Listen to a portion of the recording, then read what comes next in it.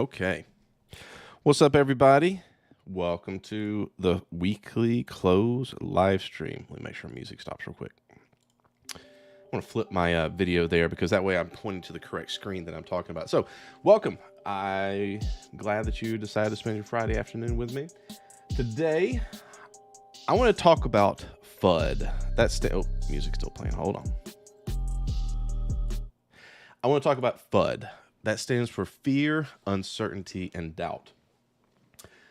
Let's think back to all the news of 2023. Whether it was the banks are going to fail in March or the stock market was going to crash finally in October.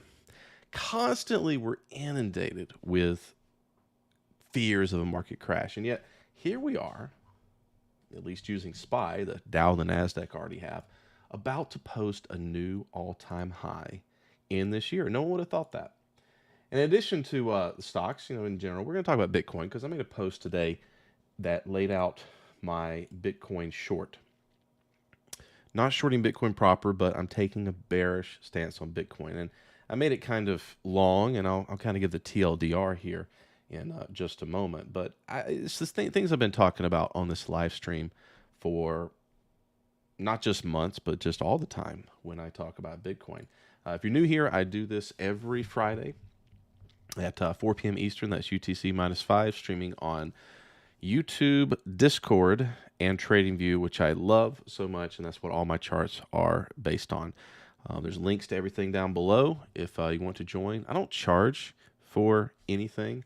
I had a little incident I talked about privately with some friends this week about why I don't really want to take people's money for things like my spike indicator, which you can see that on the opening graphic.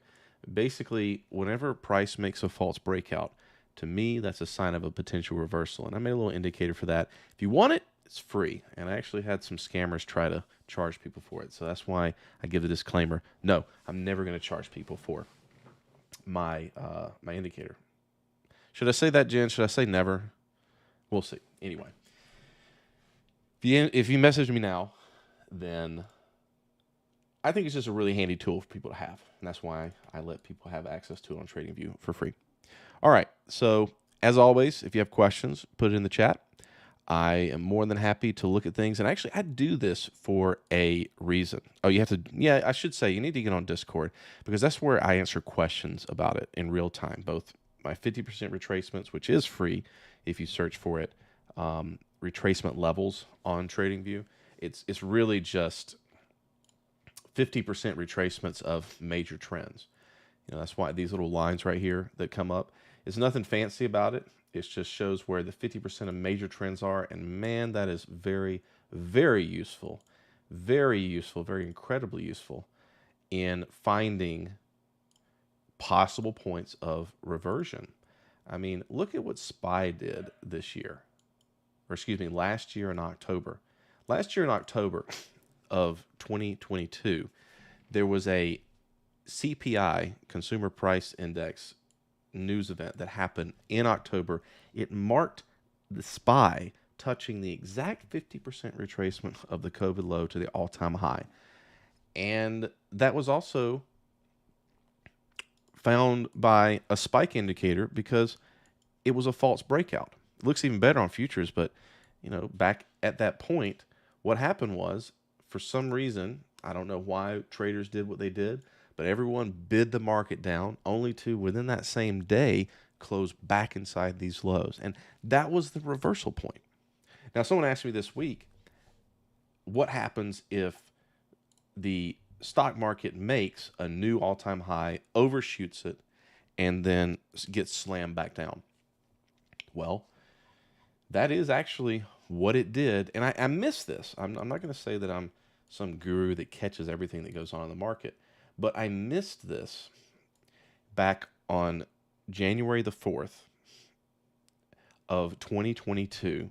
It was on the 2-hour, and it was also at a little bit of a less significant point, like a 60% ATR clearance. What that means is it's basically just a measure of the amount that price exceeds the past high. In other words, we need that price to shoot up, break that past high, then close back inside it. And that's basically what you saw happen here.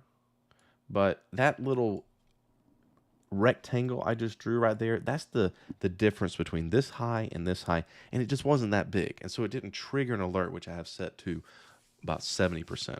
But the principle of a false breakout was ultimately what the market reverses on. And if you think back, you'll find that this happens a lot. A lot. Not every time. Sometimes you get an indicator to fire and it doesn't present a actual reversal. But I think there's been a lot of examples this year, and I'm going to start working on my end of year letter, which I put out to people that subscribe and care what I have to say. Lockheed Martin. There's an example right there I can cite from this year. I was talking in Discord earlier yesterday. We were talking about retracement levels. Like, what is a good 50% retracement? I'm like, it should be pretty obvious. There's been some really good ones this year. Home Depot has been a great one. Tesla has, of course, had several that have been very useful this year. MetLife, great one. Coca-Cola.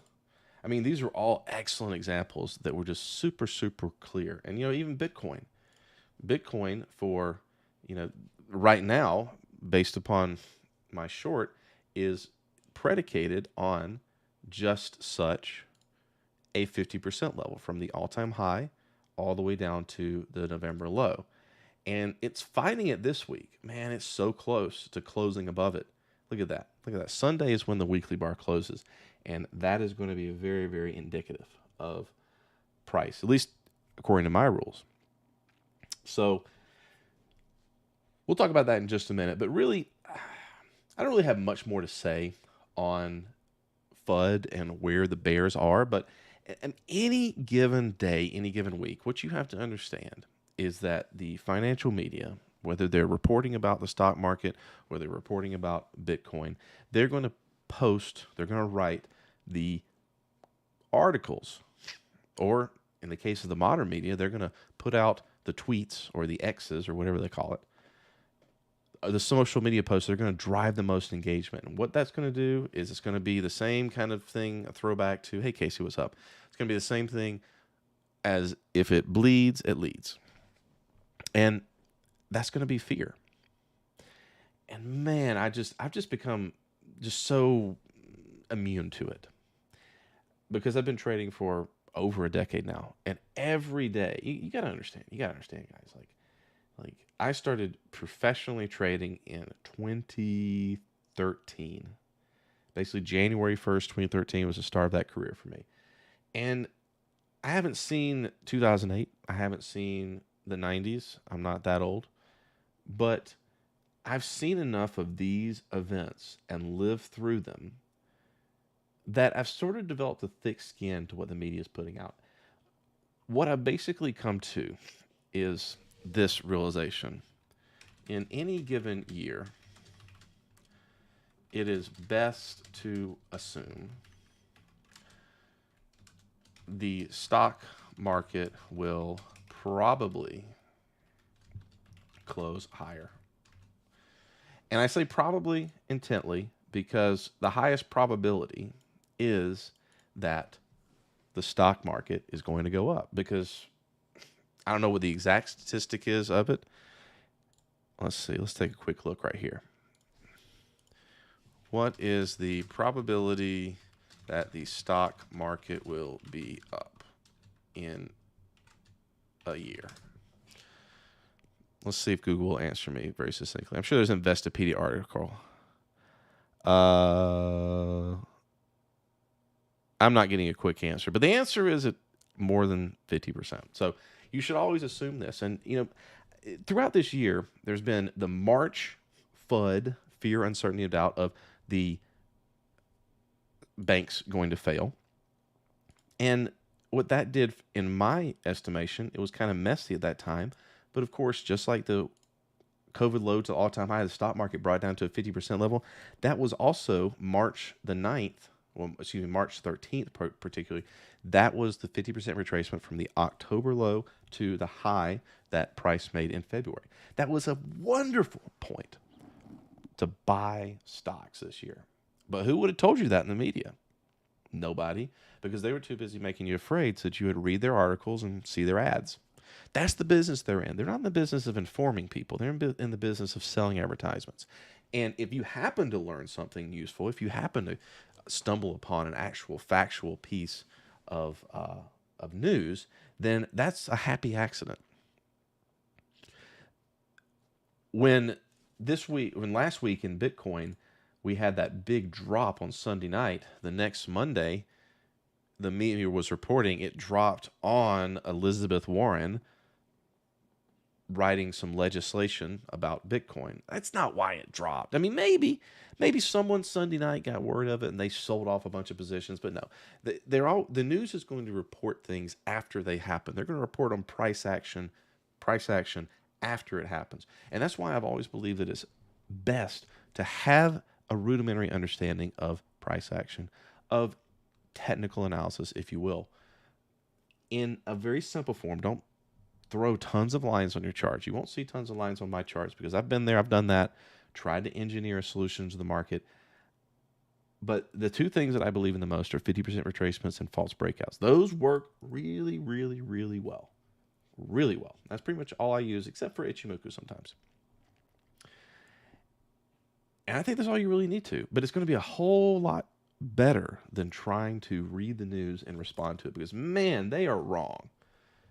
I mean, look, I don't even need to go back and go, you read the news, you read social media. Everybody's talking about a stock market crash any given day. And I just hope that after this year, the people that started trading maybe during COVID, a lot of noobs came into trading in 2000. We all got to start somewhere.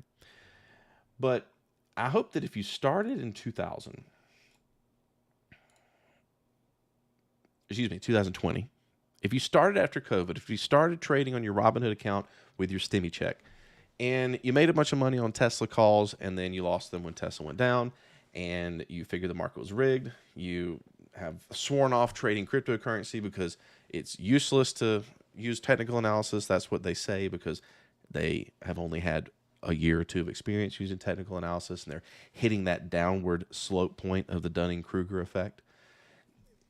If you just started, you have probably believed what the media was telling you about the market going to crash.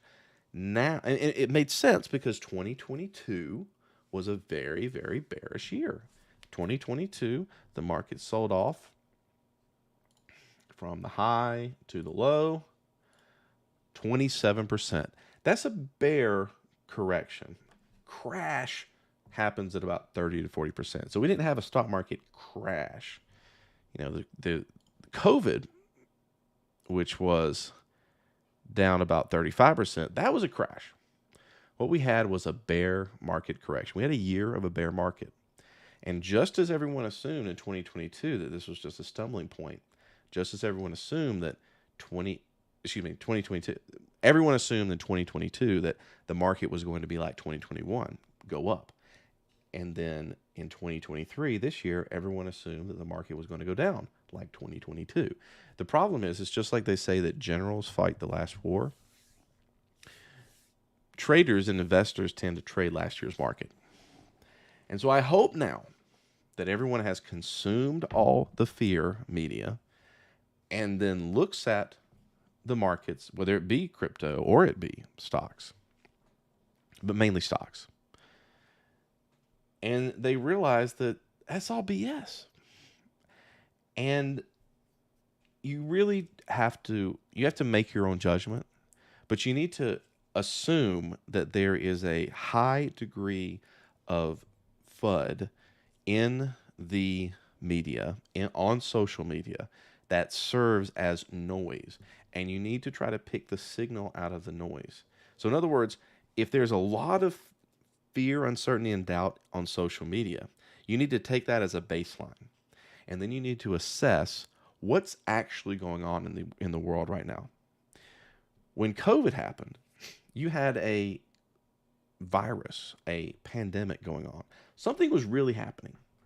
Something really bad was happening. In March of this year, when everyone was claiming, oh no, this is wrong, it was 2 banks, possibly 3, that were going to fail, that were highly leveraged in cryptocurrency and tech.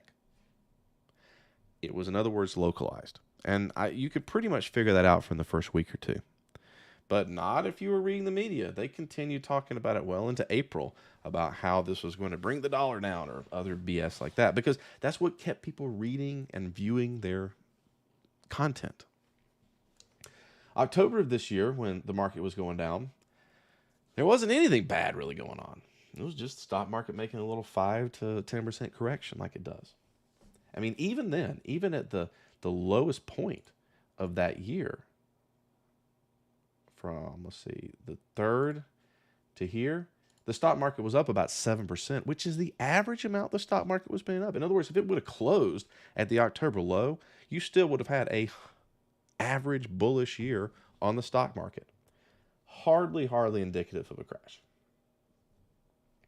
So that's what I want to impose upon people that are listening, that are watching, is a message of hope. And that is, whenever you read about how bad things are going to be, take a step back, look around at your friends. You know, as they say, a recession is when your neighbor loses their job. A depression is when you lose yours. Look at your neighbors, look at your friends, ask how they're doing. I'm sure they're going to tell you, I think the market's going to crash. But it's like, are things really bad?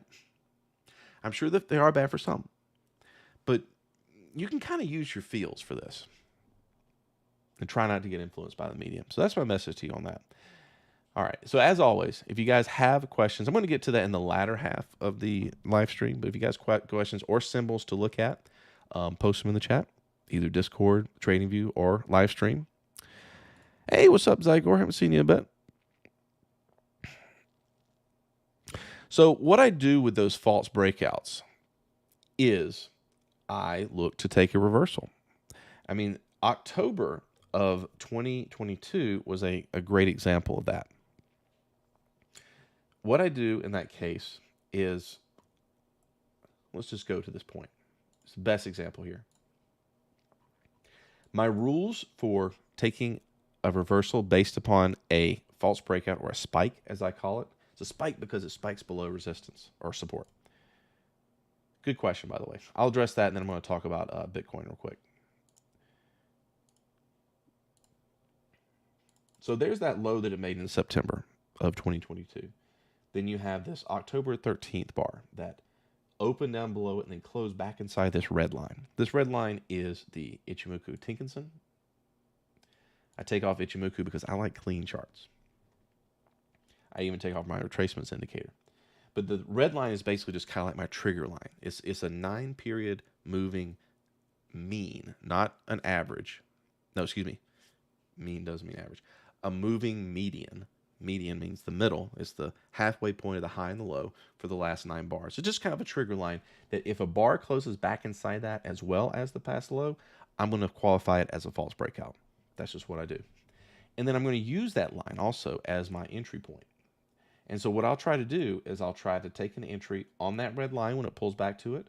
My stop is going to be that little cross down below. It's just a little ATR, 33% ATR separation from the low. Nothing fancy about it. Nothing people can't make themselves. And then I'm going to take it up to at least the 3-to-1 target, which in this case would have been the 419 SPY level. Or I like to use a 50% retracement, which it kind of lines up as that right there. And so a trade in a false breakout would look something like this. And sure enough, it worked very well. Let's just bring that up. And SPY is actually going to give us a second opportunity later on in the year. I'll show you in just a second. So boom, we got to that 50%, which also served as a little bit of a resistance in itself.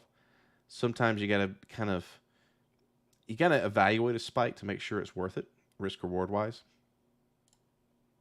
I try to go for 3-to-1. That's a general rule that I have. Slowly, slowly, slowly. And then we're going to get another spike to the upside here. I'm glad you asked this because this does present a very good opportunity to teach from an example. And so this one was a false breakout that was in July of this year. Again, it poked itself above the prior bar's high here and then closed back inside. A big buy up and sell off. And so once again, same rules apply except on the short side. We're going to try to take it at the, in this case, basically when it came back above the red, we'll try to take it right here. Same stop with a buffer over the high down to at least the 3-to-1. We can probably cheat a little bit and we can make it at 50% of the trend that got us there. So short it back down to 420. And I would have talked about this during my live streams every week, by the way. And then that would have presented with a good short to get you down to there. And, you take profit and you get out. One of the definite spikes was in May of this year in gold. That was another great trade using a false breakout. So May is a great example. And in fact, we've got another one in gold that just happened a couple weeks ago. Man, Peter Schiff, he was super excited about this rally. He was posting all about it. Like, finally, gold's going to be mooning like it should. And as a little bit more of an esoteric note with Bitcoin, while it did not trigger my indicator, thematically, I like that word, thematically, the theme of a false breakout applied on the weekly. And this was my reason for trying to get people to take some profit on their crypto back in 2021. In October, this is using a weekly chart. We could even use a monthly, but we'll use weekly instead. Price open, and then within the week of October the 18th, closed back inside the previous all-time high. Kind of hung out for a little bit longer, and then the November 8th weekly bar did the same thing with the past high. Here's the fundamental premise of a false breakout. When something is going up, when something is bullish, it's making new highs, big, solid, green candles. Now, you may use different colors, but most people use green for bullish, but big, solid green candles. The market, when it's really bullish, which is what you want if you're long, it's constantly making new highs. It's constantly pushing one new high after another. And your bullish bars, like this green bar right here, they're going to close well outside of there. And every little pullback that you see, the next close above it is going to break it very solidly. Until you start to see where, wait a minute, it's not closing it so solidly like it did there in April of 2021. That's a sign of weakness. You want to see people buying those new highs with strength. If they don't, it doesn't necessarily mean it's a false breakout, but it definitely means it's not as bullish as you'd like it to be if you're long. And so you either need to take profit or, in some cases, you may want to short. And that's the general premise behind false breakouts and why they're so useful. They're a function of human behavior, human emotion, not of algorithms and computers, because you can see these in charts going back 100 years to before there were even computers. In fact, in one of my favorite books, Reminiscences of a Stock Operator, as well as in the books Market Wizards by Jack Schwager, he interviews traders in those books, and they talk about these kind of phenomenon happening in all markets, where in a given day or given week, price shoots up to break a level and then slams back down, or vice versa. So that's the general premise behind false breakouts. They're incredibly useful, incredibly useful. They're a good signal against the noise, and especially when you see them in relation to people being uber bullish about things, to the moon kind of social media postings. I mean, think about, we've been trading long enough here to remember the crypto market of late 2021. We remember, or hopefully you do, just how bullish everyone was because everyone was sitting on a fantastic green P&L. And so why would things not continue? Man, it would really suck for us to consider that we were not going to be multiple times richer than we already are. Why would we not think that very good thing that feels good to think? Why would we look at the price action and derive an objective conclusion that, wait a minute, things aren't as bullish right now as we feel?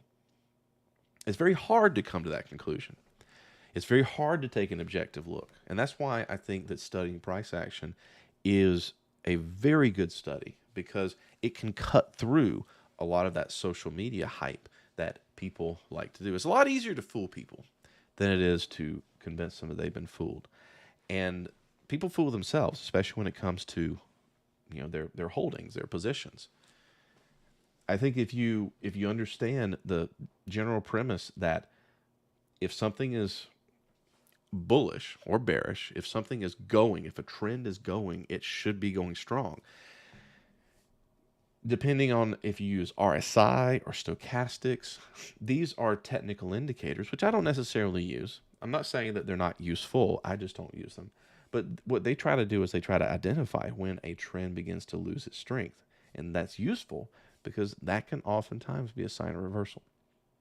For me, I look for, and the reason I came to use these spikes for my benefit is because I lost so much money in my early days on these kind of reversals. And I kept thinking like, oh man, like so many times I get into a trade and it does this kind of a spike and then I get stopped out because it reverses. I was like, I'm mad at the market for doing this to me so many times. And then something finally clicked and I said, wait, if this happens so many times, why is that not a setup in itself?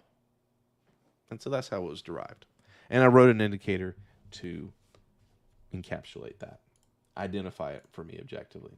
Though as I showed though in Bitcoin in particular at the all-time high, you had to understand the theme of false breakouts, the theme of trends. But in SPY, in the S&P 500 in particular, we've had two instances in the last year plus of where spikes were very indicative of market reversals. But if we look back in time here, while this was indicative of a short-term reversal back in November of 2021, and then of course this dip in February, which I even thought was possibly a reversal then. It wasn't.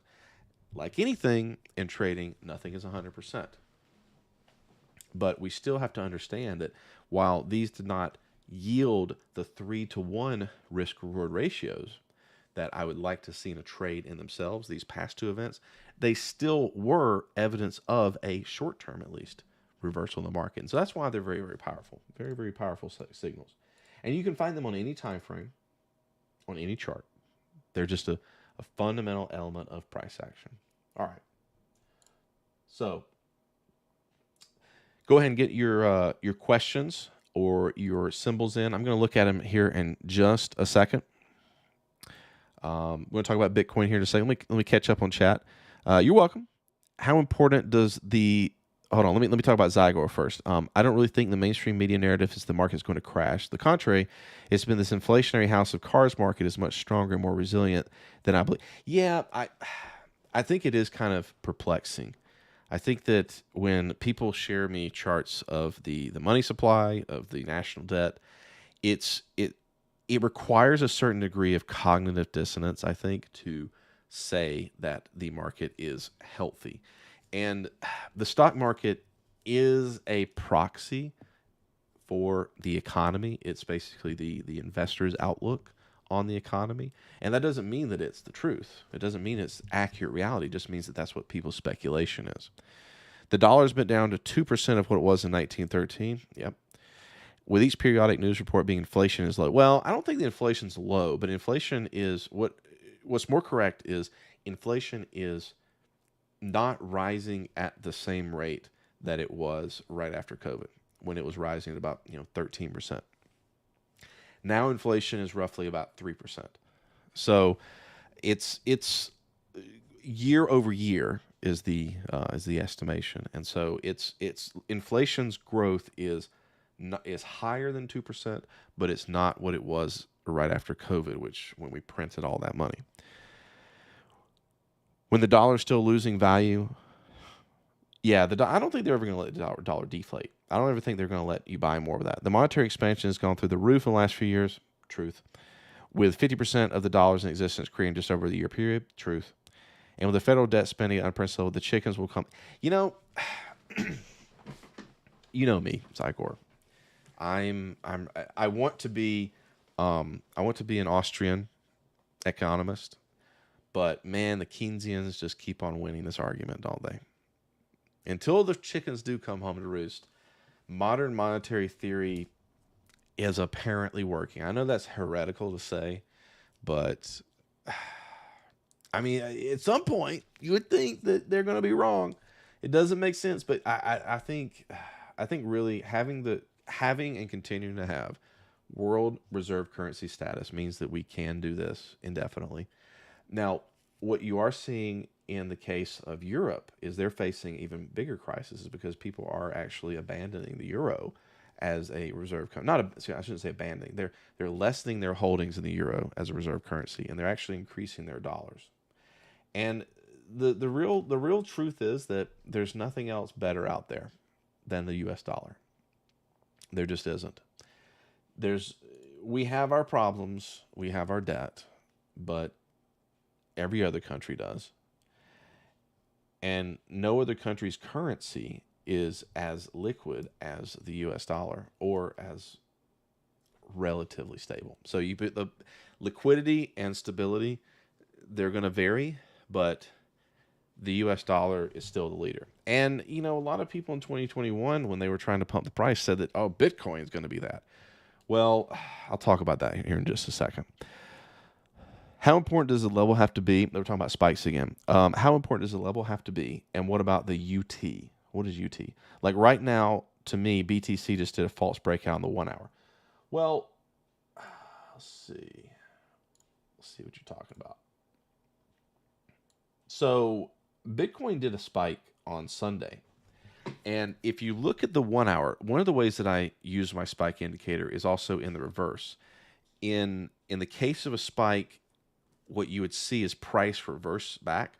But in this case, it actually came down and tried to retest this low, technically triggered the stop on this spike on the 1 hour. And so that's actually a bearish sign to me. And again, you really should see if it's going to be a spike, if it's going to be a spike reversal, this thing should have shot up right afterwards. You can see that a lot. Let's go back on here. The problem with Bitcoin and using spikes on Bitcoin, I don't use it on the 1 hour. And even though I said you can use it on any time frame, the problem is when you have something that's very choppy, it's going to generate a lot of the indicator firing. And that's just going to be the way it is. Sometimes it works, sometimes it doesn't. And so really, I only want to use the spike indicator on the daily, if that, of Bitcoin. And there's just not going to be that many. Actually, there's one back here that, again, was short-lived in December.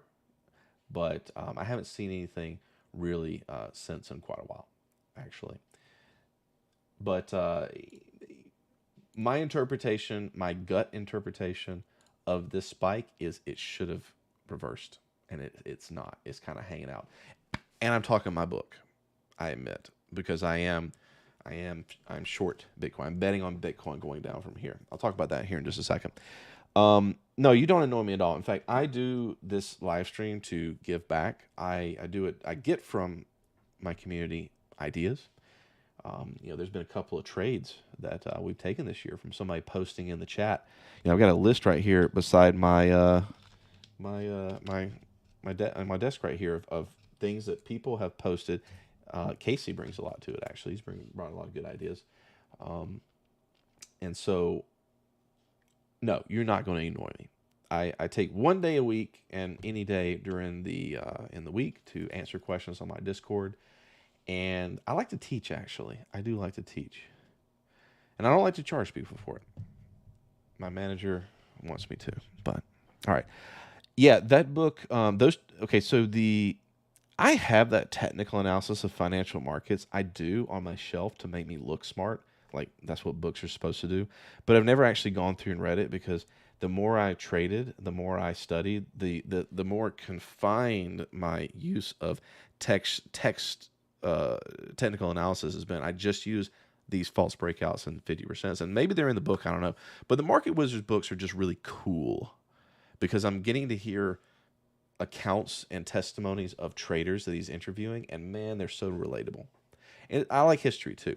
Speaking of history, but the book at the top of your list should be Reminiscences of a Stock Operator. I know that's a very hard word, and I'm not going to embarrass myself and try to spell it right now. But if you type it into Google or Amazon, I'm sure it should find out for you. Reminiscences, like you reminisce, of a stock operator. It's a really cool book. Make sure you get the annotated version with like a picture of a. Here, I'll just look it up. I'll just bring it up. Hang on. That is probably one of my favorite books on trading. It is now over 100 years old. But man, if you read that book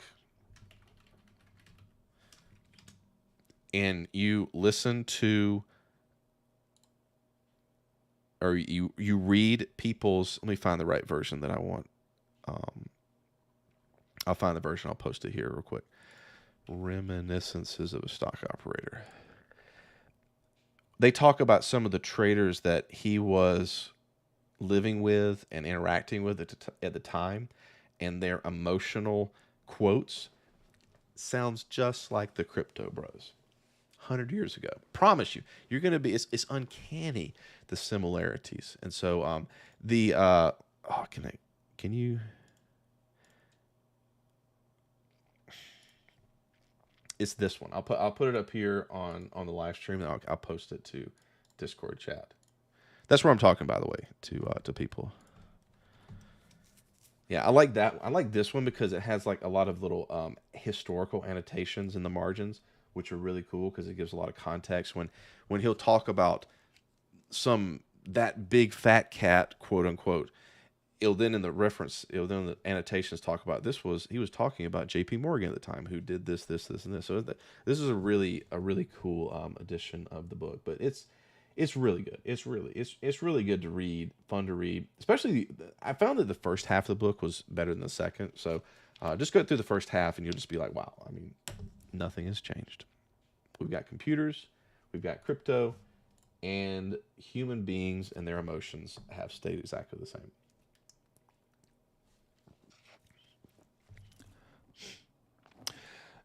I don't think we disagree, Zygor. Actually, what do you think? You and I are of the same persuasion that it's all messed up. It's just from a tactical standpoint. In other words, what do I do as an investor? I have to look at it I have to look at the market from the perspective of, okay, what's going to make money this year? What's going to make money over the next 10 years? And I don't really know the answer to that question. If we presume that the U.S. economy is going to fail, the dollar is going to fail. Maybe it will, but I don't know how to bet on that. I don't know how to profit from that. I don't know how to protect against that. The answers that are given to me are gold and Bitcoin. And these are, over the long run, yes, good answers. But from like I said, a more tactical standpoint, what do I do? Do I run around and, tell people to buy Bitcoin at 50, 60K because inflation? I mean, that was the narrative back in 2021. I took great umbrage against that narrative because I thought that it was taking a true statement, inflation is bad, and then attributing it to a leading statement, which is you need to buy Bitcoin, said by people that already own Bitcoin, trying to get other people to pump the price up. Let me talk about my Bitcoin thesis a little bit. I'm not going to read it word for word, but I would encourage you guys to look if you're following me on TradingView, and if you're not, links are below. I basically, in my live streams, I've been talking about my overarching thesis of Bitcoin over the last several months and years. You got to understand a little bit of backstory in case you don't know. I bought my first Bitcoin in 2011, and I bought it for $20, $20 bill. And then I saw Bitcoin go down to about $1.94. So I am no stranger. I've seen just about every one of these bull and bear markets, and I don't think that many other people have. Bitcoin is not dead, but I think a lot of the things have been happening recently that kind of turned me off to Bitcoin. See, I got into Bitcoin, as a friend of mine said, as you'd like him, Zygor. He's a libertarian buddy of mine. Um, Bitcoin, when I got into it, it was potentially a tool for human freedom.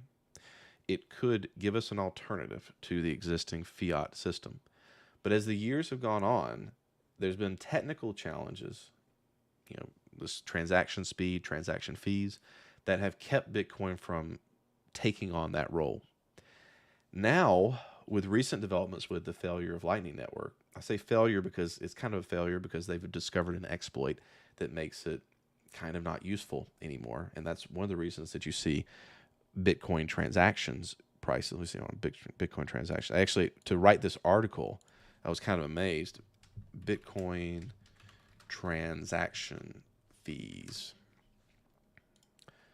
So there is, you can notice on this chart right here that Bitcoin transaction fees have remarkably increased. And this is not because of the bullish trend. This is not because of the ETF, because the trend, the bull trend, really started in September, which is all the way back here, and you don't see much change back then. The change in fees happened at the beginning of in November, because at the end of October they discovered this vulnerability in Lightning Network, and so people are no longer using Lightning Network as much, or possibly at all. They're having to go back to the layer 1 Bitcoin layer, which is still robust, still unbroken, but very expensive and slow. And so Bitcoin being the answer to replacing fiat, you can't really do global trade like this. You just can't. It's not going to work. Not right now. But it took about half a decade to come up with Lightning Network. So another solution it's been pushed back a little bit. So that's the technical challenges that Bitcoin's facing.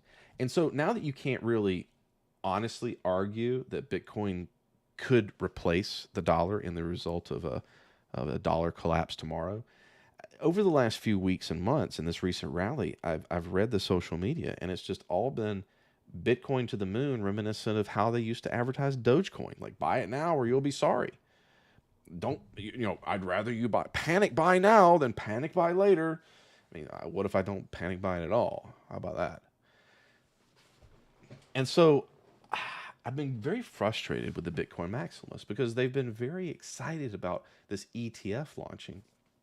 And this ETF, they're presuming that it's boomers that are going to buy Bitcoin for their IRA.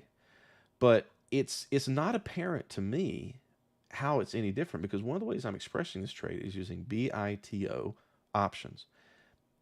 BITO is not something many people have heard of. It's like GPTC, which I'm sure that you may have heard of. It's a Bitcoin trust. That's the legal entity that it is. But it's has much better option liquidity. It doesn't move exactly to the price of Bitcoin, but it's going to serve the role I need right now, which is express a bearish thesis with a certain time duration. So BITO puts are out there. And that's another thing about this ETF launch. I believe that this ETF launch is going to be a buy the rumor, sell the news. This whole rally has been predicated on an ETF launching. It's bullish news. And when it finally launches, I think it's going to go down. I do. And that's because it's not apples to apples, but in the 2017 run-up, December the 4th, the Chicago Board of Exchange, CBOE, announced that they were going to be launching Bitcoin futures. And this wasn't the entire cause of the last leg of the 2017 bull market, but you can see how it was very significant in that bullishness. Everyone was doing the same thing. Oh, Bitcoin futures means more people buy Bitcoin. Blah, blah, blah, blah. The day that it launched, Sunday, December the 17th at 5 p.m., that's when stuff launches, when the markets reopen. That was the high. The high. And so while futures are different than an ETF, yes, we can make that argument. It's still analogous to a traditional finance integration with Bitcoin not being bullish. We can just kind of put that, we can just kind of interpret it that way. People didn't buy more Bitcoin. And like I said, people can already put Bitcoin into their IRA right now. That's not even talking about like the whole idea of should people be able to own Bitcoin without actually interacting with the blockchain. Kind of defeats the purpose, in my opinion. Another thing in terms of price action, everyone loves to post past charts of logarithmic, Bitcoin go moon charts and then superimpose that to current price action to show, oh, well, Bitcoin's going to go up from here because those drive a lot of social media engagement. Everyone's happy to hear them. But no one, I haven't found anybody that points out this kind of glaring, obvious, similarity between that's the 2017 all-time high. I should have changed that as a typo. The 2007 all-time high bull market came down into a little bear trend and then stalled. And at the time, everyone assumed that was another all-time high run. That's what they presumed because they wanted it to be true. And so no one's really made that connection between we had a false new all-time high rally immediately following a bear market the last time. So why should this be any different this time? Came up to that 50% of the all-time high to the bear market low. It stalled out, and then we had COVID, which COVID is a little spike there, but that brought it down to almost that bear market low again. Why isn't anyone that? And why? I know the answer to that question. I'm asking it rhetorically, is because most people don't want to consider that. Most people are just super excited that, oh man, this patience is paying off. I'm finally going to be as rich as I thought I was going to be when I bought Bitcoin at about this same price 2 years ago. I don't know if it's going to end well for people. Technically, there's a reason that I posted at the top of the article, which is all about 50% retracements. We're at a resistance now from the all-time high to the bear market low. Now, this week's bars close is going to be very, very important in that assertion. Is this going to be a confirmation of breaking it or a rejection? I look for 2 bars to close, and so we're going to get that second weekly bar to close the Sunday night, and we're right there. We're right there today, Friday afternoon. It's going to be interesting to see how the weekend goes. And then finally, I've just been kind of unenamored with the way, like I said, that people have been marketing Bitcoin now. It's no longer seen as a tool for human freedom. It's seen as a tool of personal wealth generation. It makes me sad. It does. I had a lot of high hopes for it. The problem is that no one's using Bitcoin to generate wealth. And I mean using it for their business purposes. I mean, yeah, some companies are putting on their balance sheet, but that use case is basically just what I said, which is wealth generation, or really capital vacuum. Big old sucking sound for US dollars. Maybe that's a good thing with all the dollars in circulation. They go into Bitcoin. Maybe that, I've had some people tell me that some conspiracy theorists say that, Bitcoin was invented by the government to suck up all this capital. I don't think I believe that, but I would like to see, at this point, I prefer to put my money into companies that produce goods and services. If a crypto comes out, and it very well may, that has a use case that makes people and businesses more efficient at producing more goods and services, in other words, it's a wealth generating tool, then I become incredibly interested. And I'm not going to worry about it being too late to invest in it, because if it is truly a disruptive technology, like let's say Amazon, which Amazon has what I call the trade of the century this year, where it pulled back to a 50% retracement from its 2021 low to 2021, excuse me, 20 from its 2001 low to its 2021 high. That 50% at 94.46 was the trade of the century to me. And I mean, it's Amazon. Like, are you going to stop buying stuff on Amazon? Are you going to start going out to buy stuff again? No. So this is where I'd rather put my capital, into companies that are generating wealth for people.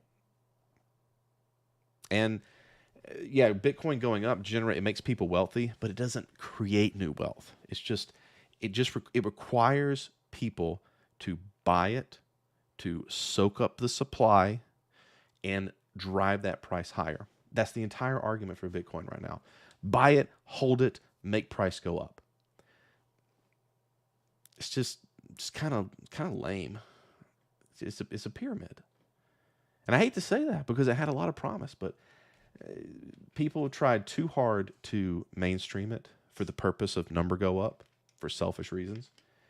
Just for instance, we lost the battle. We, as people, lost the battle back in about 2013, 14, when they started, the IRS started getting interested. How are you going to have a currency when every time you spend it, you get 30% stolen from you, 15 to 35% stolen? It's not a very good currency. And I don't think no one's really answered that question. Like, you let it become a taxable good, and then you want it to be a currency. Well, every time you spend it, you create a taxable event. You're going to lose about 10% of your buying power. That's a huge tax. But everybody's like, oh, well, we need to have it regulated so that we can deal with all those scammers and nefarious actors. I'm like, there's somebody taking a lot more of your money than a scammer every time, for sure. Those are the people we need to be worried about. So anyway, that's my stance on Bitcoin right now. Let's get to symbols to look at. Tell me I'm wrong. What's up, Casey? All right, let's start looking at the things. If you posted it in, let me catch them on chat. Hey y'all, what do you think of KO's short spike on the daily? Let's look at KO, because are you the one that posted that in Discord yesterday? Maybe it was you. No, that was actually Vlad. So two people have now talked about the spike. Okay. All right. So I answered that. I didn't realize that. Actually, no, it wouldn't have triggered a spike just yet. This right here is what I call a secondary spike, and it's a little bit. It's not exactly the kind of price action I'd like to see around a spike because, well, this is confusing. And one of the answers I gave for my retracement levels is I want something to be very obvious. So you can say that Coca-Cola stock had a stall here in December. Okay, a little consolidation, a little run up, and now a close back inside. That is, I'm going to use this trend right here, which begins in July, which that was also a market high, down to here to analyze where are we on the 50%. So the 50% that I'm going to innately draw is from here to here, from July to October. And these are actually market inflection points from the July high to the October low. So I think that's going to be valid. Now, a not altogether incorrect 50% to draw would be from the all-time high down to the low. But I think I'm going to be able to answer this question for both of you. I'll post this in everything that chat. Thanks for bringing this up. Let me get these right. Let me be precise. Boop, boop. Okay. So if you went from the all-time high back in May to the low, then yes, it is spiking out at a 50%. But this price action right here, this from the 11th of December, these up here, this is sort of a sustained move up rather than just a flash spike up. So it's a little bit of nuance, but I don't particularly like this spike. And I'm trying to be as objective as I can because again, I am talking my book. I am long Coca-Cola from this 51 level here because that was the 50%, the broader 50% of March COVID low to the all-time high of May. That is a long that we put on. We We talked about it in Discord when it happened. I think Stone Pilot was actually the one that first brought it to my attention. And again, that's why I have my community, really and truly. Is I mean, a member actually brought that to my attention. Hey, it's doing something interesting. Yes, it was back in October when it hit that level. So fantastic entry there. So do I want to get out of mine? Do I want to close mine early? No, because generally when I take a 50% trade, what I want to do is I want to do the same thing I do in any trade, which I want to get at least a 3-to-1 risk reward. And so I'll put my stop at something like this, and I'll be looking for the past high or relatively close to it. And so it hasn't quite got there yet. And so I'm just going to kind of let my Coca-Cola sit, and I have stocks, not options. Options are cool. They have their uses, but I hope that I've convinced a lot of people this year to do so, but I think it's just better to own shares. Yeah, you're not going to get rich next month on shares, but you might get rich in a decade or two. And I know, depending on your age, like when I was in my 20s, I had no concept of being 30 years old. Excuse me, when I was 25, I had no concept of being 35. Nor would I, because the brain basically stops developing, is constantly growing and maturing up until the point you're 25. So to think at 25 of you being 15, well, you're a completely different person. But the person that's 25 is basically the same idea of self, ego, as you are at 35. And then furthermore, as I get older, probably going to be about the same person I'm at 45. So now I kind of understand, being the 41-year-old boomer that I am, that I will hopefully be alive and well at 51. And so I want to be very kind to my 51-year-old self, not at the expense of my 42-year-old self. I would love for 42-year-old, I actually don't care about making tons more money, but I can understand how someone wants their 26-year-old self to be fabulously wealthy compared to their 25-year-old self. But I would really implore them to want to be kinder to their 35-year-old self, but not at this, don't try to be 26-year-old super wealthy person at the possible risk of 35-year-old person. That's what I would say to people. So anyway, shares is what I bought of Coca-Cola. So I'm actually not that concerned. But if you want to take a short-term put, I'm not going to sign off on it. Again, hashtag this is not financial advice, but my interpretation of the chart, and I'll do a little bit more of a detailed expose, because thank you. This is why I love doing these live streams. Thank you for being a little more succinct and saying that there's a spike, because it did trigger today. A spike did trigger on the indicator today. But like I said, and this is something I talked about in my retracement channel just earlier today, and yesterday, I think with, who was it? I have these, by the way, one of the reasons I have my Discord is for people to ask questions about the spikes and their retracements. So I was talking to, when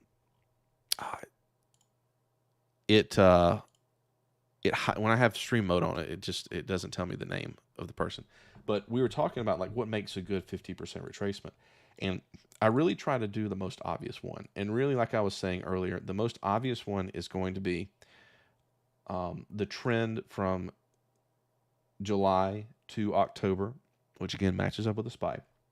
And in that case, what's really cool about it is you can see where price did some hesitation there at that 50%, but then broke higher, and furthermore actually came back to do a little push and confirmation of that past high. That's another thing I like to see. And I just think this spike right now is noise. That's my gut instinct from my experience looking at spikes. I think it's just noise. And I'm going to hold on to my Coca-Cola shares. So that's what I'm going to do. All right. Let's go back and good question. Great question. Great question. That's why I love it. Thank you so much. GSK, GlaxoSmithKline. Let's look at that one. That's your other question. So this is a spike. So this is noise. Categorically, this is noise, because this is happening in the context of this bunch of crap price action. Maybe you can use some RSI, maybe you can use some various extreme trading indicators, but because it's happening in the context here, like where you want to see a false breakout. Let me see, did Lockheed Martin do it on the weekly? Well, this was a thematic one. In other words, it didn't quite trigger the indicator. Hold on. Why is it not triggering? I bet it's because it may not be. See, one thing you can do with the indicator, by the way, is you can change the spike buffer. Yeah, so basically that spike right there was just not 60%. What it was a 44%, which I don't take those. I like to see it 70% or greater, but that is still a false breakout. But the theme of this is very simple. You have a past high, that price got traded above it, and then it closed back inside of it. That's what I want to see. I want to see that kind of price action, not just an indicator triggering. This is one of the reasons why it's so difficult for people to program algorithmic trading systems, is because the computer is going to do exactly what you program it to do. And so it's going to take every single spike, every single indicator trigger. But again, the October spike, October 2022 spike on SPY, that is an example of what I want to see, where you break below a major low, and that's a good sign of a reversal. Or in this case right here, again, broke above this past high, that was a sign of reversal. In the case of GSK, another great question, because this right here is within this range. It's within the range. It's not. If this had happened, if you had seen this spike, like here, at the bottom of the range, like if it had done the spike at the bottom or the top of the range, that would have been significant, But it just, looking back on this, you can kind of see from the character of the chart, spikes. It's not that they don't work very well, but the price action, even here on the daily on GSK, has a lot more noise. And so I would actually just say no. That is not one I would take. That is not one that I would take. Share the link for what? What did I talk about? I'm going back and catching up on my my chat. 4D chess move. I don't know what you're talking about. All right. Good to talk to you. Catch the live stream recording. All right, so let's start looking at some of these things in chat. All right, so Palantir, I made a pretty bold statement on. Oh, let me go back. Actually, go to Ekaterina. She's been waiting for a long time. PayPal. I sigh audibly. PayPal is kind of a dog to me. To me, it's kind of dead. And I say that because this is a great example of a stock entering into what I call the valley of risk. That's my term for when the price of something breaks a 50% level. You already see how I had annotated. Basically, you had a 50% from COVID low to its all-time high. It got here, broke below it, and then once it broke through this little bit of price action, you now entered into one of the worst cases of valley of risk. Valley of risk is where if you own a stock and it breaks below the 50% retracement, it breaks below the 50% of the trend, then anything you do is going to be wrong. You don't know. You're in a dark, dark valley of more and more risk. Because if you sell it, you know how that goes. It typically turns around and goes up without you. And if you bag hold it, it does stuff like this. I'm pissed at PayPal because I had a little bit of this in like a side account, like not like I have a bunch of different trading accounts, or not trading, but I have this one account that I put stuff into, and I pretty much forgotten about it. And I probably bought PayPal before 2020 and was holding on to it. And I did not realize that I still had, I mean, we're talking about a small position, a few $1,000s worth, but later I realized this probably somewhere around in here. I think maybe, in 2022 or late it could have been all the way down here at the end of 2022. But basically, at some point in 2022, I looked at this and I realized what PayPal had done, and I still owned it, and I was very angry at myself. And so I immediately closed it. I was wrong. It's wrong. And a lot of people would take issue with that. I was like, well, you're closing it at a low. Shouldn't you let it come back? No, because stuff like this happens. Now, all that being said, could it turn around now? I mean, my trade of the year, I'm not always correct by any means. My trade of the year was TLT, which I talked about at the very beginning of 2023, and it still went down a little bit more. Now it's yeeted back up.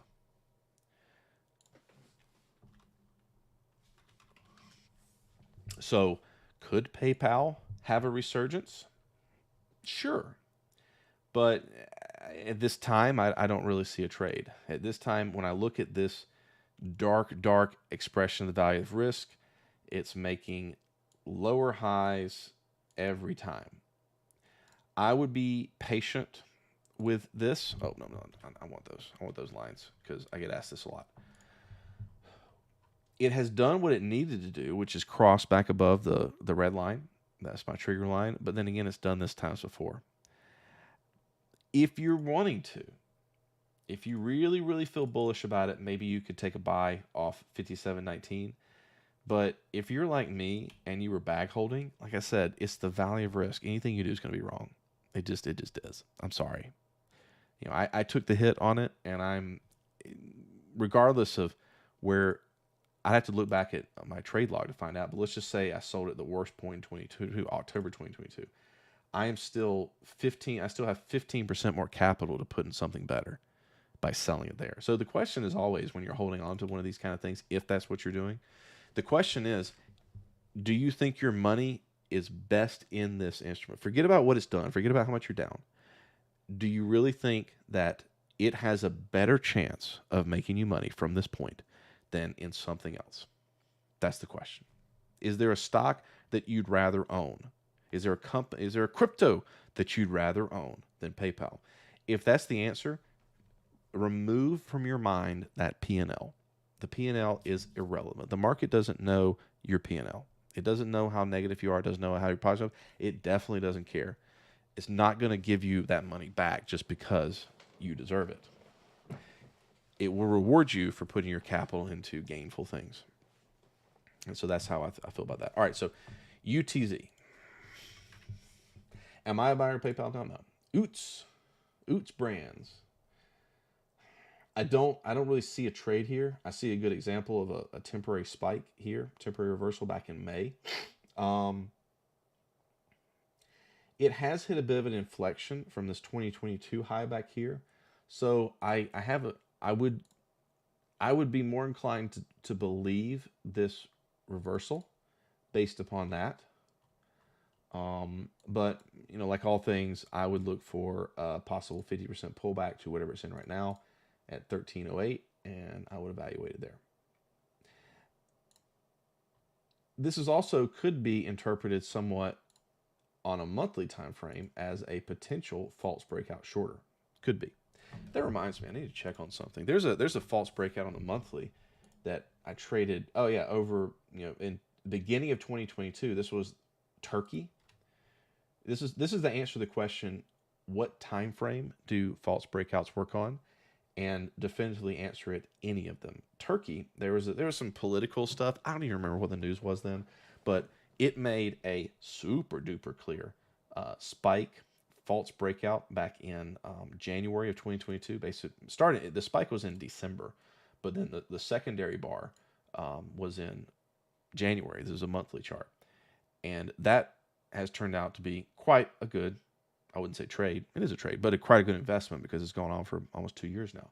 But I posted that in the Discord, really proud and really hopeful that it would, in fact, be a great testament to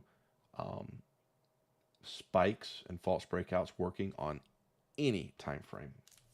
They actually probably work even better. Actually, yes, they do work better on higher time frames because there's less noise.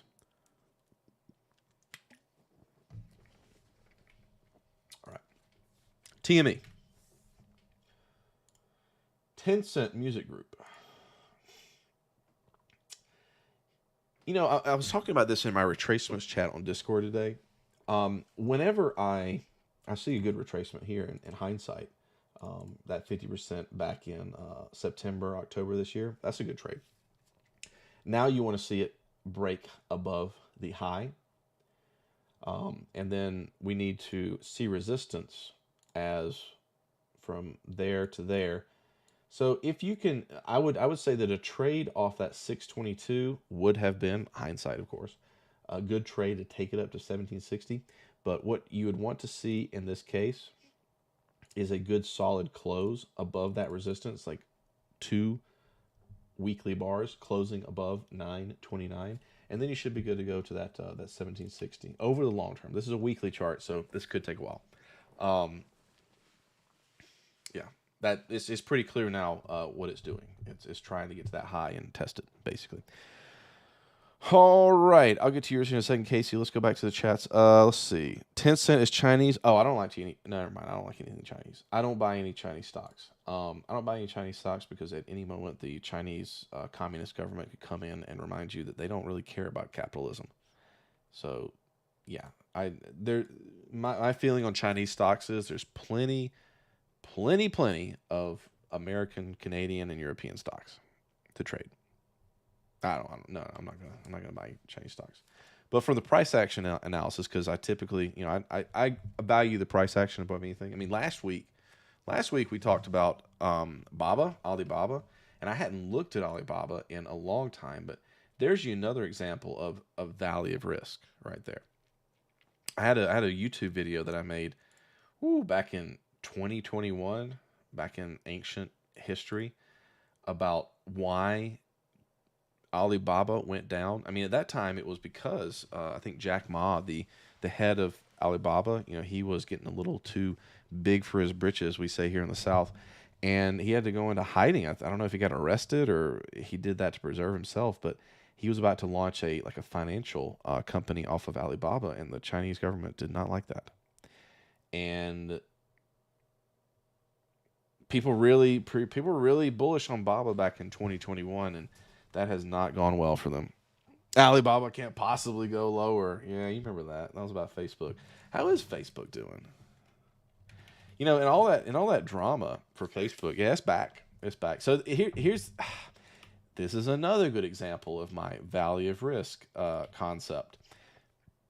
At any point in this down move, it broke the 50%. The reason I didn't buy it when it pulled back is sort of a corollary to my 50% thesis. Price should hold it. I remember when Facebook, I don't know if this was before or after they changed, but when Facebook did this move on earnings, it gapped below the 50%. And then people were very excited to buy it. And the meme at the time was, it can't possibly go lower.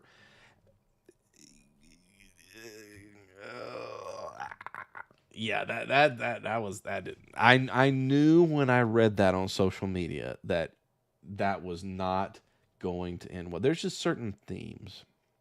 Again, it goes back to those books that I talked about that are really cool to read, that are written even 100 years ago, talking about things. You can find people 100 years ago in the 1920s or in the 1929 stock market crash that were probably saying it can't possibly go lower. And man, that's woof. Now, everything's fine now.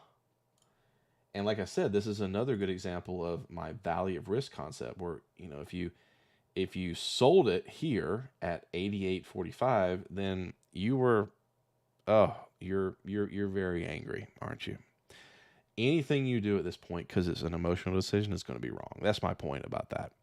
But yeah, the reason I didn't buy it, I may have actually taken it. I don't remember if I took a short or not. I don't remember. I don't think I did, but I tried to caution people against it can't go lower narrative, because that's what everybody was saying. And well, we got the answer to that, didn't we? But now if you would have bought it at $239, you're fine if you own shares. That's the key if that I was trying to allude to just a few minutes ago about why I like shares over options. because you don't have a time horizon on them. You can set them and forget them. But then again, you also run into PayPal, which again, as I said, I sold the PayPal, and who knows, in a year or two, it could be like, well, it's up again. But like I said, that's the valley of risk. Anything you do is going to be wrong. All right. ZEC. Okay, so let's see. ZEC is it's a crypto, I'm going to assume. Is that Zcash?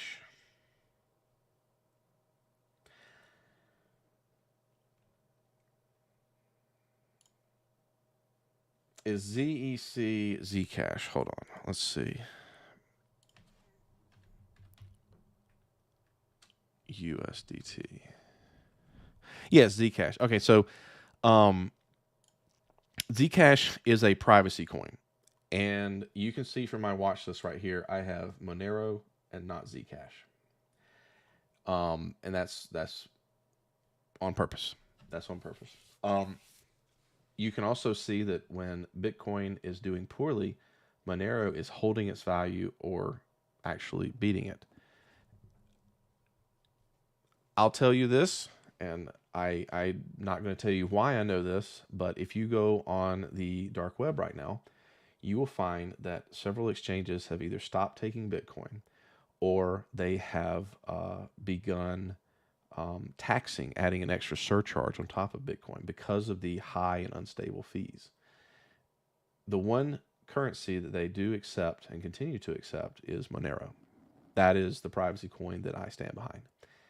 And while every currency has its problems, that is the one cryptocurrency that has a use case and is being used out there on the internet and the dark web. And Zcash is, I would say, a competitor to that. And I would say it's great that they are, doing something smart contract related. But then again, that's what everybody's doing. Solana, Cardano, Ethereum, they're all trying to beat Ethereum at smart contracts. And I'm not, and again, it's going back to my thesis that I was talking about in my article. What are businesses going to use smart contracts for? Now, yes, they could use it, but right now it's not really disrupting going to the courthouse and filing it. Nor is when you're dealing with government that going to change very much anyway. So it's maybe smart contracts will be the thing, but it's not apparent to me that use case. And I think that if you're talking about smart contracts now, you're trying to catch up to Ethereum. You're trying to basically just unseat Ethereum. You're trying to be better than Ethereum. And I don't know if you're trying to engage in a use case that isn't really that awesome. I mean, yeah, you can use it for NFTs, but then again, let's think about that logically. If what use is an NFT, which the whole point of owning an NFT is to, prove to people that you own it and be cool because of it. So what's the point in having an NFT on a privacy chain? That's maybe you can explain that better to me, but that's not really apparent to me. So, my opinion, Monero is frankly why I got into cryptocurrency for privacy. So I'm amiable to Zcash, but this is the chart of Zcash, and while Monero is not, let's do it in context. So yeah, Monero has had, a little bit of volatility. But as far as being a store of value, basically, let's just say, let's pick an arbitrary January, or let's do 2 years ago, December 15th, 2021. December 15th, 2021. Or relatively in December. Actually, it doesn't matter when we choose it. Let's choose the first week of December. All right, Monday, December 6th. To here, Monero's down 14%. Zcash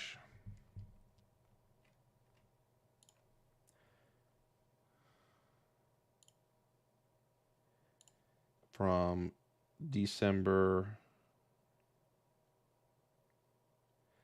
first week of December, December 6th. Where's that 6? Okay, it's up here. It's down 81%. So 14% to 81% negative. Monero's been a better store of value. Incidentally, December 21, Bitcoin is down 15%. So actually, since December, the start of December 2021, 2 years ago, Monero has actually outperformed Bitcoin by 1%. But a lot of that's been predicated on this ETF rally. There's never going to be an ETF on Monero. I guarantee you that. But that would be my opinion about Zcash. I just think Monero is better, and I think smart contracts are not a compelling enough reason. I think they're a nice buzzword reason to get people to buy it and maybe lift the price, but it's not going to convince me. All right, let's see here. What else? Yeah, Monero, Meta was the trade of this year, but who would have thought that? All right, let's keep on going through. BMY. I'll look at yours in just a second, Casey. We'll go through them in the lightning round that comes at the end. KC's breakout trades. BMY, you can see that I've already kind of posted up here. This is another, hang on a second, I need to clear my, sorry, I know that's gross. This was another incident of a false breakout because it didn't trigger, I don't know if it triggered I turned off my spikes. Didn't really trigger a spike indicator because it didn't do the red line cross in an amount of time. But here's another thematic false breakout where in June of 2022, it broke above this past all-time high, and then it did it one more time here in December. Hindsight being 2020, we can see it that way, but this is a good example of that as well. All right, so but now, here's a great spike back in 08, but that was 08. None of us were trading back in 08. Let's face it, even me, boomer me.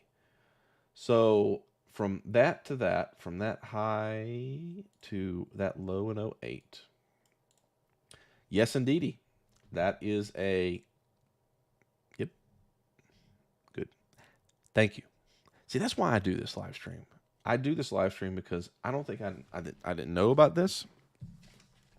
But now we all know to look on Monday to hashtag not financial advice. I know to look on Monday. I need to be more careful about that.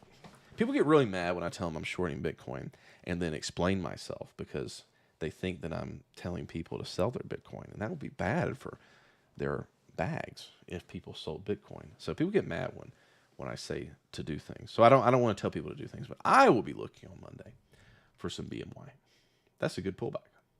It's a little messy here because of the action here in 2017 and 2019, but it's worth it. I mean, if I'm gonna take a 50% on something, I mean, let's face it, people like drugs. It's people use a lot of Monero to buy rugs. Yes, the carpets that you fly on. People use Monero to buy a lot of rugs, but BMY sells drugs. So you're welcome.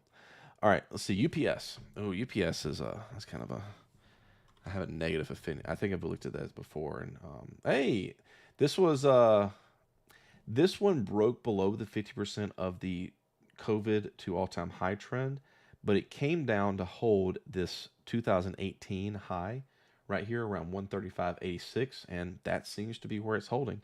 So while this violated the 50% of the trend, maybe I think actually I've already got this drawn up because I'm sure and that's why I had a negative opinion because I knew it was going down probably 2 months ago when someone asked before, but let's start over.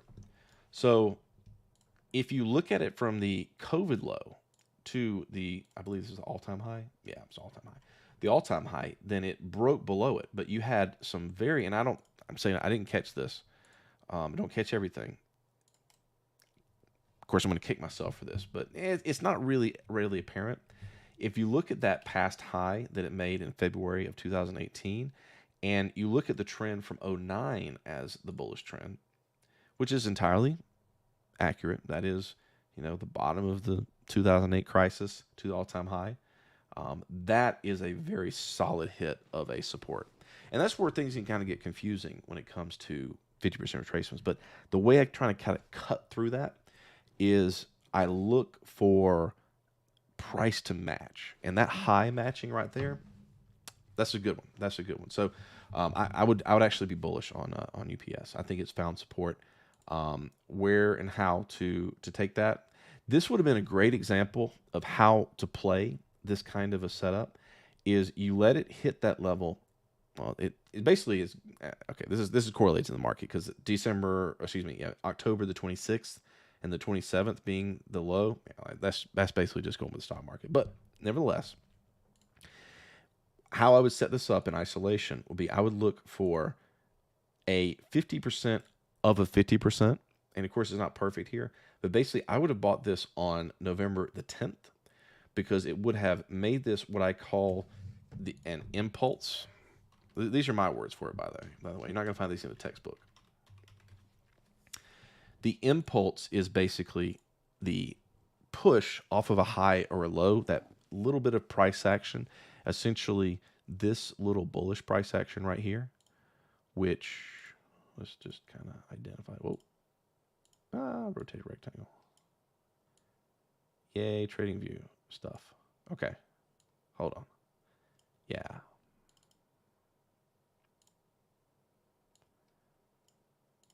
Boom. I like it. All right. So the impulse is basically that initial price action that's going to come off of a higher low. And then I'm going to take the 50% of that, and that's going to be my setup. Incidentally, that's also what predicates technically my Bitcoin short is very much so. I waited until this week or midweek this week, Wednesday specifically, when it pulled back, the price pulled back after it had this impulse right here. Again, kind of just demonstrating my concept. So the impulse of price action was from the high, the 8th of December, down to the low that it made on the 11th. And so this price action taken at 50% is 42,426, which also happened to be the high to the low of 50%. So now we go back to the daily, and they're right there at the exact same point. So that's what I'd be looking at to take a short. That's the reason for that. And then in the case of UPS, that is how I would play this. And why I like to do that is such, hey, look at that. Look at that right there. July spike. I would have told people not to take this because, again, it wasn't breaking this high, but it's a good example of a reversal. I have specific rules for what I'm going to take, basically, even though, and I don't take every spike. It's just, I want things to come together for me. And so while I can say, oh, look at this spike, it worked, I can tell you right now that's not a trade I would have taken still because it's not really in line with what I want. This one I would have, but then again, it's with the market. In fact, it looks like, while not exactly to it, looks like UPS follows the stock market broadly a lot. Yeah, you had that October spike, the same thing as the SPY did right there. That's one I would take because you see how it broke those past lows. Whereas this one right here, you got this high right here. It could just be noise. Anyway, the problem with this right here is now at UPS, you're starting to get to the 50% retracement resistance of that high to the low right here. But the reason I would set up that trade that way is because what this lets me do, if I'm taking a long position, is when I look for that 50% right there, that gives me an entry point. And like I said, I would have taken it on that day, so it opened a little bit lower. And then my target would have been the 50% retracement up.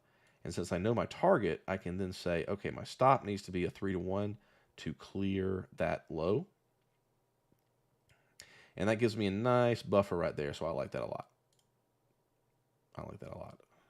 So just as kind of a teaching example, this is what a trade in UPS would have looked like for me. And so that's what I'd go with on that one. But it's already kind of on the way. And now if you're looking to get into UPS, you need to let it break this 163 level. So it has had a resistance. I would not go long now. But I would say that broadly in the longer term, on the monthly, it's good. It's good. It's holding. Let me clean this up.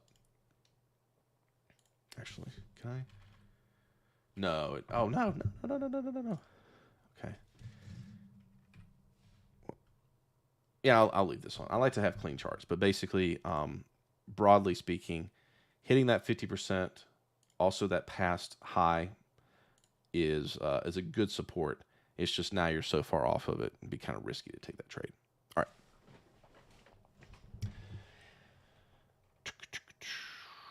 IRDM, Iridium.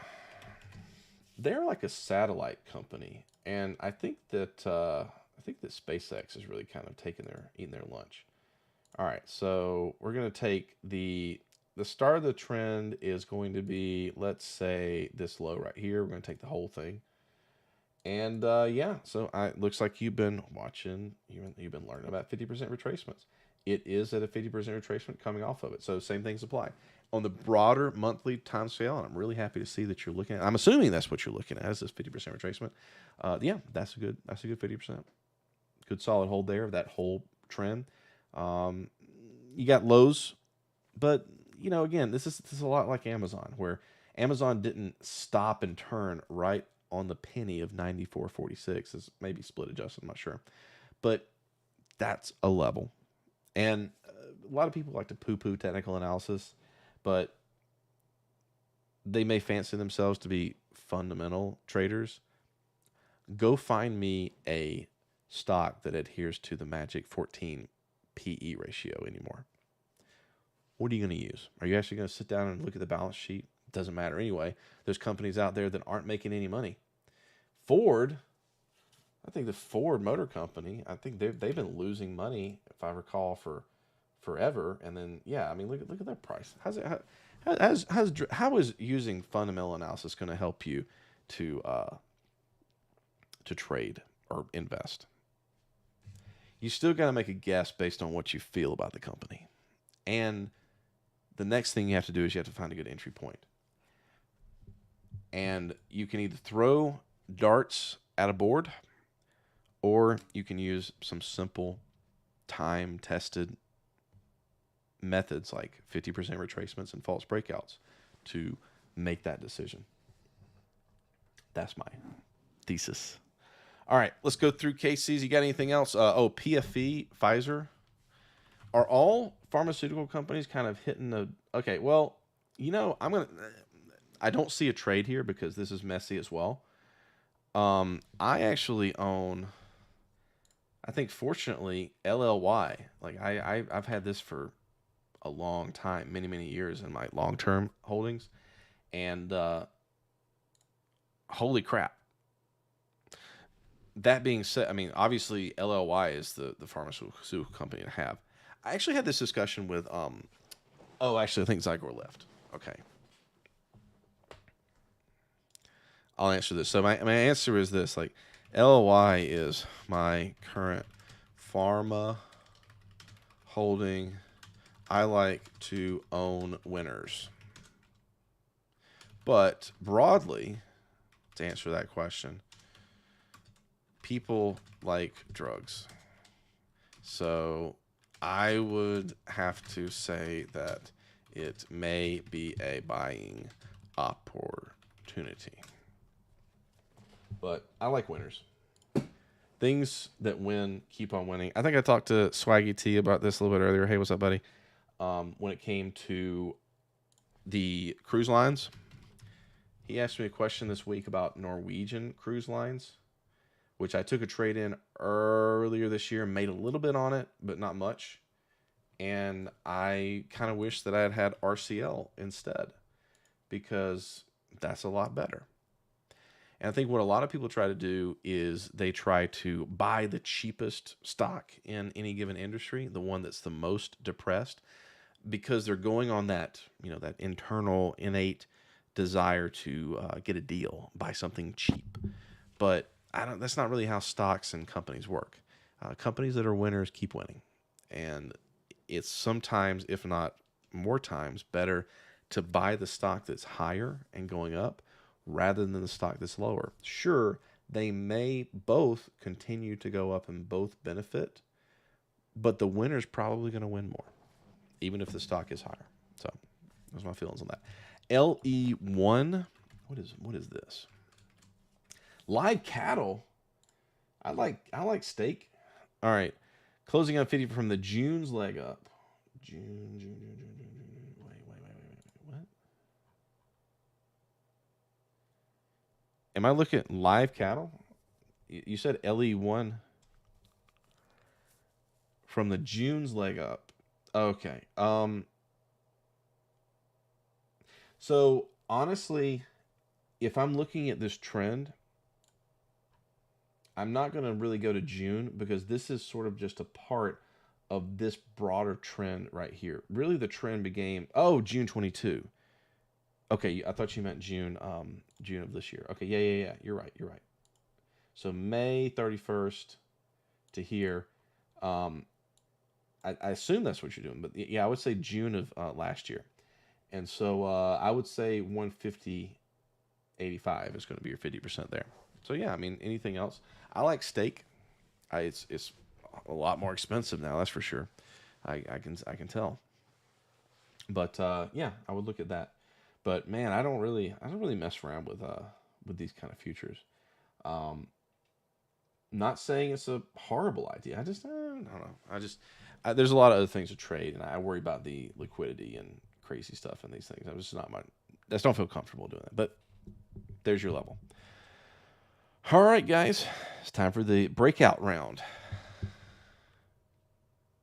So breakouts, as by my Casey indicator, IDCC making new all-time highs. Go.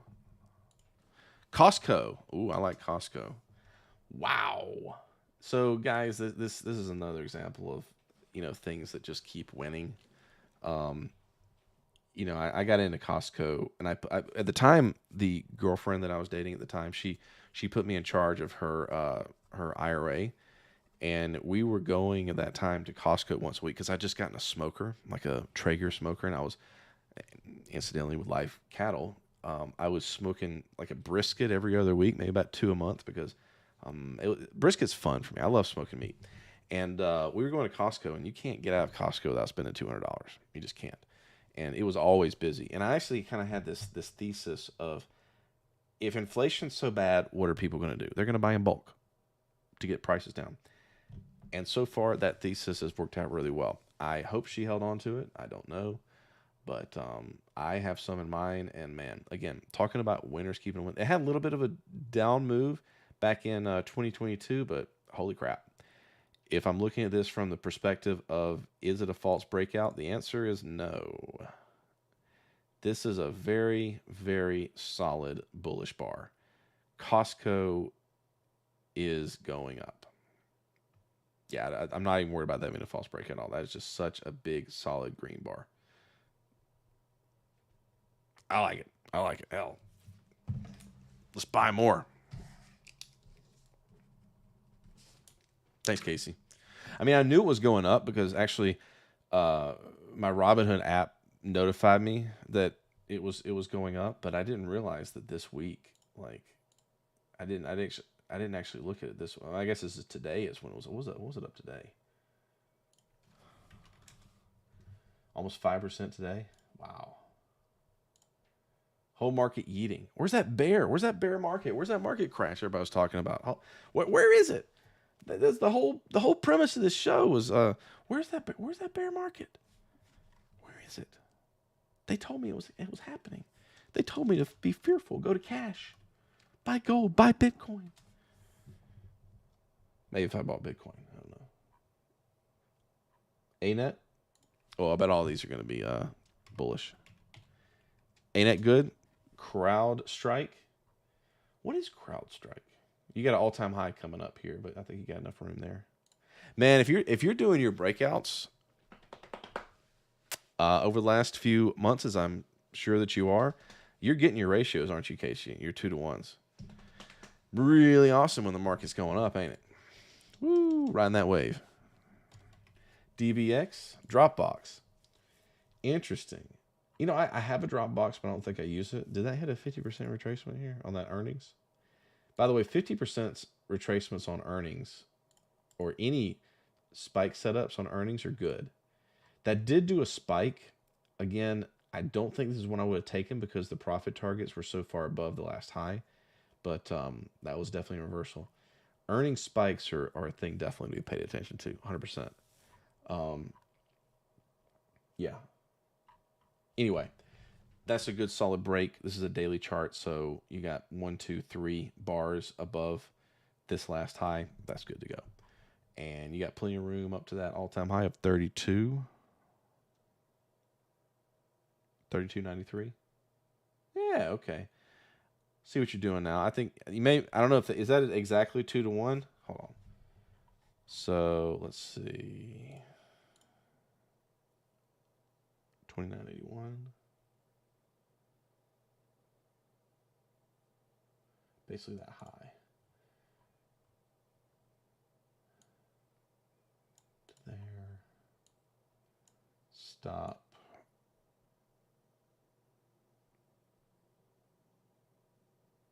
27.96. Yeah, so about 2 to 1. I like this one because it really, really fits with a good 2 to 1. It this that I like your structure around this one a lot because the high is your target, and then your stop is well inside of a possible retest of this range. Because what this will let you do is come back in here, maybe test it again, as sometimes prices want to do, and then go up. Not saying it's going to do that, but that happens a lot, and so that's what I like to see a stop have is that kind of a buffer that does that. So, yeah, yep. All right, let's see one more team.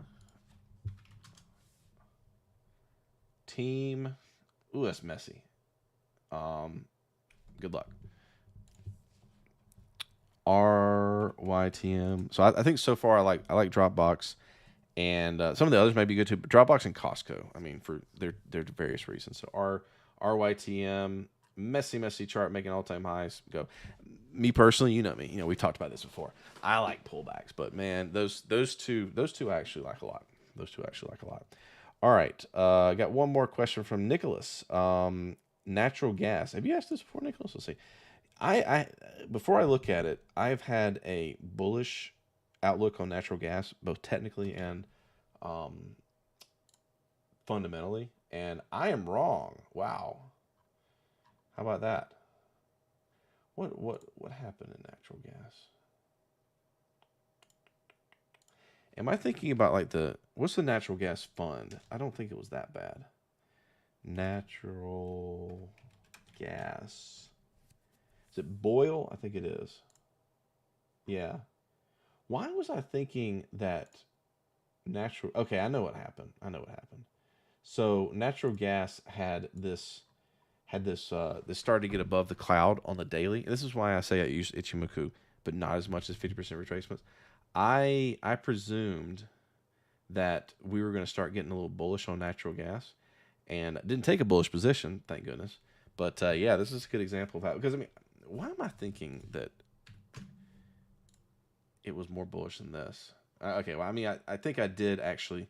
I've got this annotated right here. Clearly, I was looking at maybe a buy. Yeah, I think maybe in the past. Let me take off Ichimoku.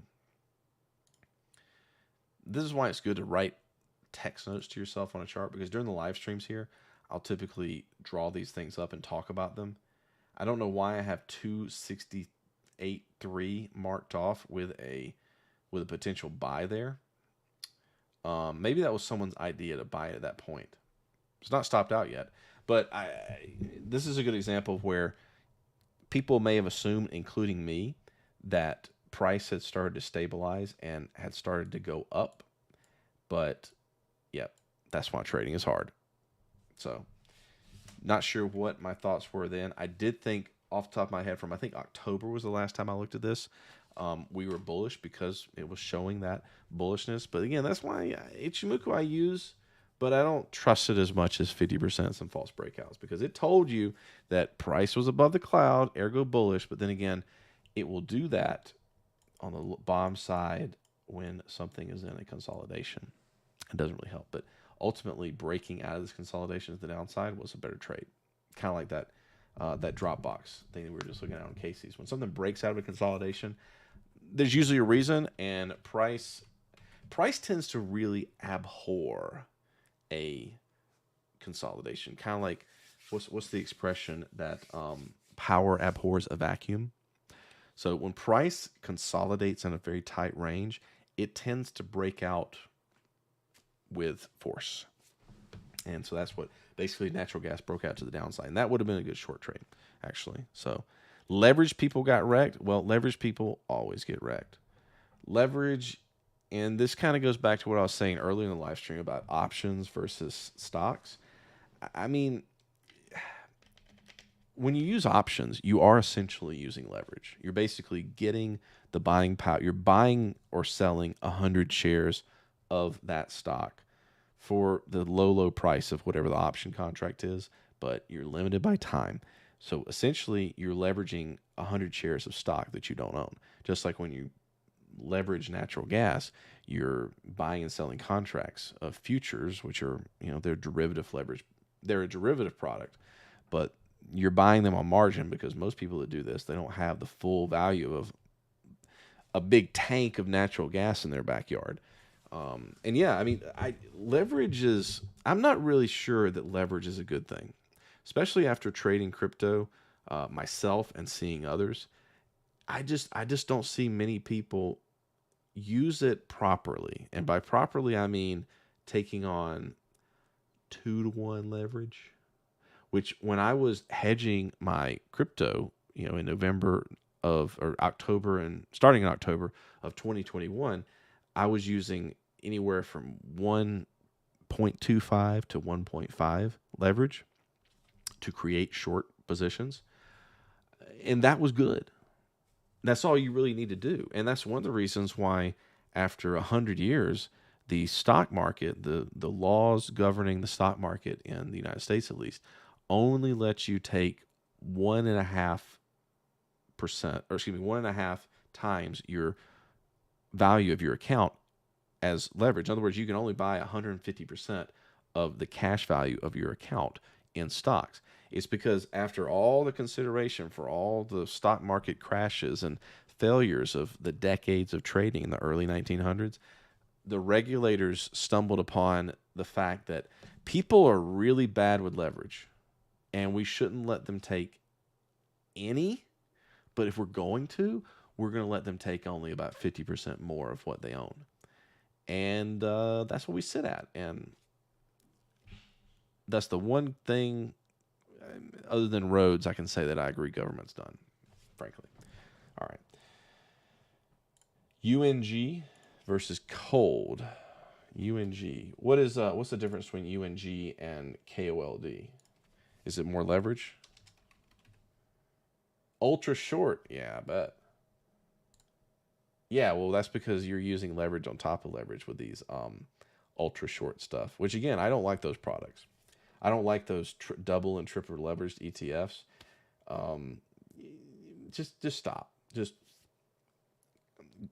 go put your money into shares of the underlying product and play video games. That's what I do. Don't sit there with super leveraged stuff and then hope to get rich next week. That's caveat if you know what you're doing and you're my friend Manaconda, but unless you're him, no, don't. What's the other thing? Well, okay, so Boyle and UNG are the two things. My opinion is, and we'll close it out because I think that's all my questions for today. My opinion is it's in a bearish trend. What would I use? I wouldn't use that. Okay, that's the ultra.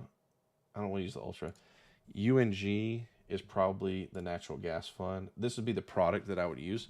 The first thing I would look at in a reversal, and I like it when you say that it's a leverage people getting killed. I'm not really sure. This doesn't look like this looks like just a bearish trend. It looks like I don't see much liquidation here. Like when I think of leverages getting liquidated, I think about the old historic example of crude oil futures. Wait, what is this? Did they? Oh, because it adjusted. All right, take off the adjusted. Yeah, I think about this right here when oil was less than zero. That's when leverage goes really bad. So when I see something like that, like this kind of spike, or another more historic example that people might not really remember, but I do, is the Euro Swiss peg coming undone in 2015. So that's when you have a lot of leverage get busted. Also, Bitcoin in December of 2021, right after the U.S. jobs report, and everyone assumed that the market was going to raise rates, thus hurting cryptocurrency because people were buying a lot of Bitcoin on 0% interest. So yeah, this kind of spiky, very quick price action is what I would call a leverage getting unwound. Not saying you're wrong. I don't know. We don't know. But when I see something like this, for lack of a better word, seems more organic, more of a natural bearish trend. And I think maybe if people were just kind of chittering and chattering about it being leverage, people getting stopped out. But the trade I would look for is, again, you've got a little bit of an inflection right here, but the red line, the Ichimoku Tenkan-sen, is my trigger line that I use to kind of define a trend. And so what I want this thing to do is close above there, pull back to potentially a 50% retracement, and then we could probably look for a long to see if we can catch this bottom of the long term. I don't know when this is going to bottom out because, yeah, that's natural gas is pretty cheap right now. Who knows? We have a cold winter; it could go up. But yeah, I think your profit potential, if you consider that it was in the 30s a year and a half ago, and it's at $4 and some change right now. I mean, would I get in? It's going on my list. I think that you need to look at it for the first thing to happen is to close back above this 9-period median, and then I'd look for a pullback like I would any trade. And yeah, this is worth a stab. It's definitely worth a stab. You know, the same. I would note also just an example of this that I was noting today.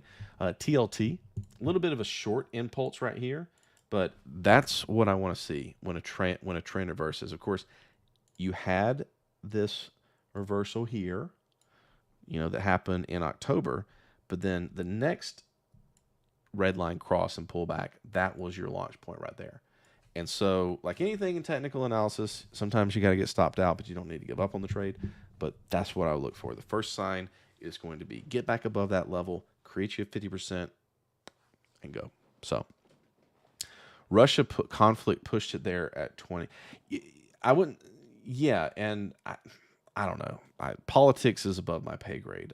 I think politics can affect stuff, but who's in office doesn't really change my portfolio holdings. Anyway, thanks everybody for joining me this Friday. Hope you have a great weekend. I will see you. Let me check my calendar. Next week, we're getting into Christmas time. I will probably not see you. In fact, I will definitely not see you. So I will miss you all, but have a great holiday, and I will be back on the 29th, December 29th. So 2 weeks from now. Hey, Manovo, I'm just closing out, man. You got a question for me before I close out? I go back and listen to the recording. Don't go. Oh, no. Will you miss me? What's up? You got a question here for the end? All right, give me a good one. What's up? Hey, you're welcome, Nicholas. Lit. Oh yeah, lithium. While he's putting in his question, let's see. Someone was talking about lithium. I think on Discord.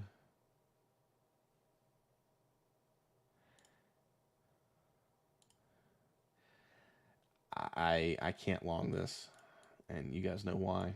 It's a valley of risk. It's not a trade for me. 55.91 is the level that this thing should have held as a lithium and battery technology ETF. I'm bullish on battery technology. I don't know why it's going down, but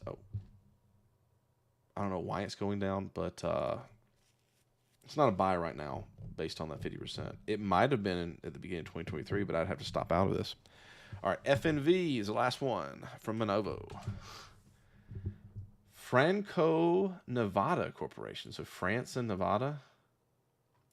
Okay. So what are we looking at here? What are you looking at in Monovo? I don't see it.